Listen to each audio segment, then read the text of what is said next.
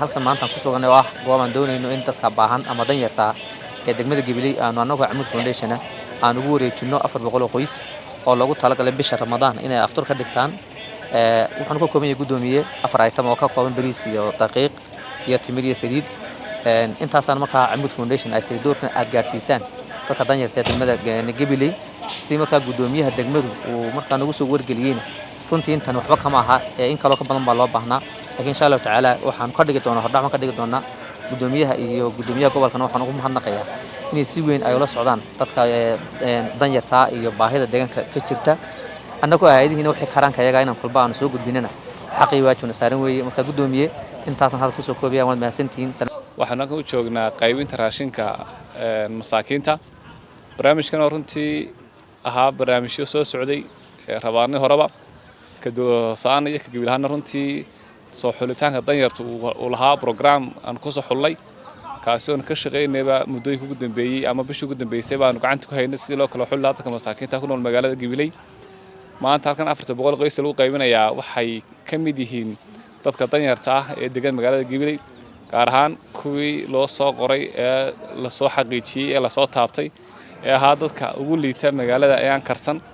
إلى محله هذا عمود فونديشن رنتي ورم هالعلنا رنتي دقيقة إن سوق جالسين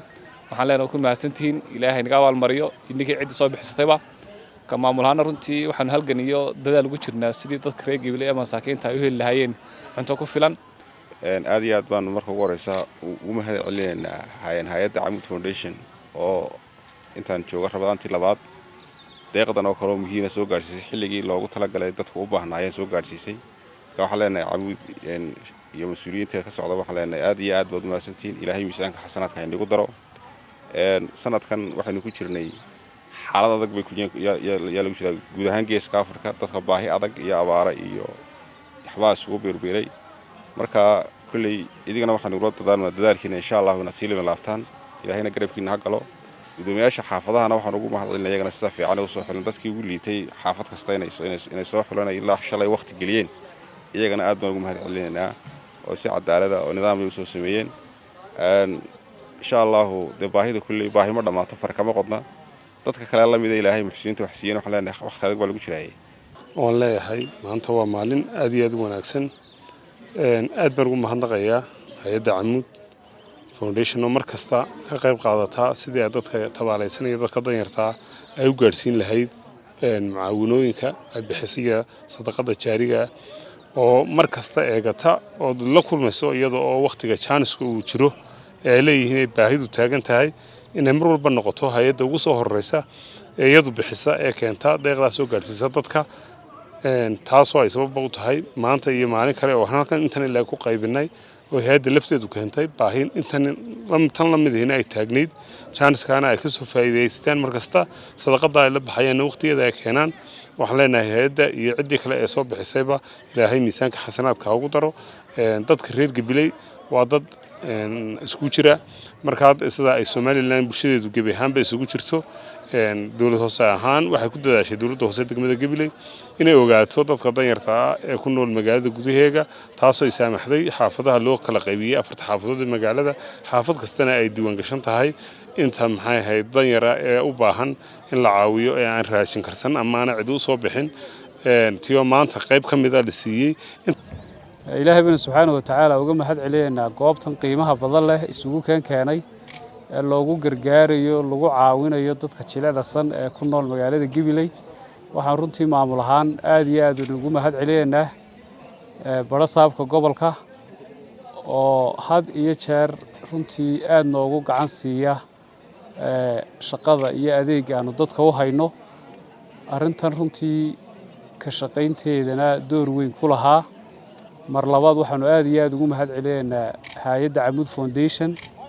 oo maanta deeqda ay keeneen annaga wax weyn ay noo tahay waqtiga ay timi marka la eego xaaladaha nololeed ay dadku ku jiraan marka la eego duruufaha ku gadaaman maamul ahaan iyo guud ahaanba waddanka ka jira marka la eego maanta taageeradani ay tahay taageero runtii aad iyo aad wax ku ool u ah meelna noogu qornaan doonto insha Allah taala aad iyo aad baan Axmed idinku mahad celinaynaa adiga iyo madaxda hay'adaba taageerada dadka u soo naxariisateena wax weyn bay tahay afartaa boqol ee qoysaynu maanta halkaa ku siinanaa waa inta ugu sii liidatay weeye dadka danyartaa iyagiibaa sii kala dee heerara intii ugu liidatay ee aan loo dhadhaarin weeye marka waanu idinka mahad celinaynaa guddoomiyeyaasha xaafadaha iyo agaasimaha bulshada ee farsamo ahaan arrintan ka soo shaqeeyey oo aad arkaysaan marka nidaam cadaaladeed dadka loo sameeyo dee waynu ognahoo meelaha wax lagu qaybiyo had iyo jeer buuq iyo hadal baa ka yimaad waa idinka halkaa arkaya dhib alla dhib taagani ma jirto dadkii loogu talagalay unbaa jooga cid ka saayidsani ma jirto waxaasina waxay ku imanayaan waa systemka guddoomiyaha geeska Afrika Amoud Foundation Professor Ahmed oo anigu shakhsiyan aanu aqaano nin aad iyo aad u qiimo badan oo deegaan shaqada uu gacanta ku hayo ummadda reer Somaliland oo cadaalad sameeya intii uu gobolka keenayay caawimooyinka hay'adaas keenaysana waa uga mahad celinaynaa waxaan leenahay waa ku mahadsantahay 400 oo qoys aad noo keentay laakiin Professor 400 iyo ka badan baanu ka filaynay dalku maaha dadka reer guuraaga iyo dadka beeraleyda waa kala duwan yihiin beeraleyda sanadkan roobku waa ka raagay sanadkii hore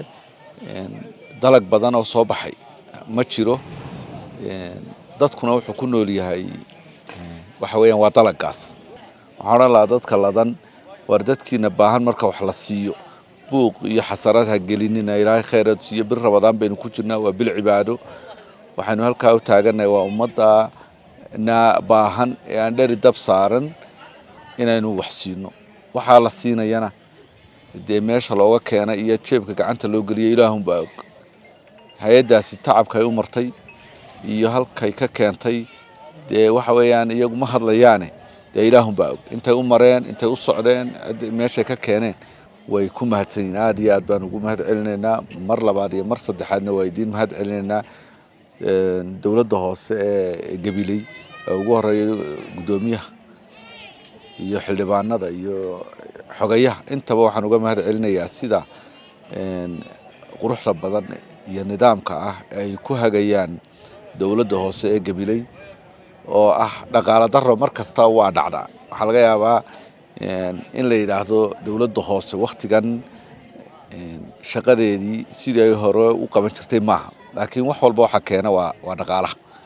waxaan dhaqaaluhu shaqadii waa la wadaa oo waa socotaa oo si wanaagsan u socotaa laakiin wax kasta oo firfircooniya waxa keena waa dhaqaalaha dalkeenana dhaqaalihii waynu ognahay oo hoos buu dhacay ka dadka shacabka iyo dadka reer Gabiley intaba waxaan dareensiinayaa waa inaynu la soconaa waayaha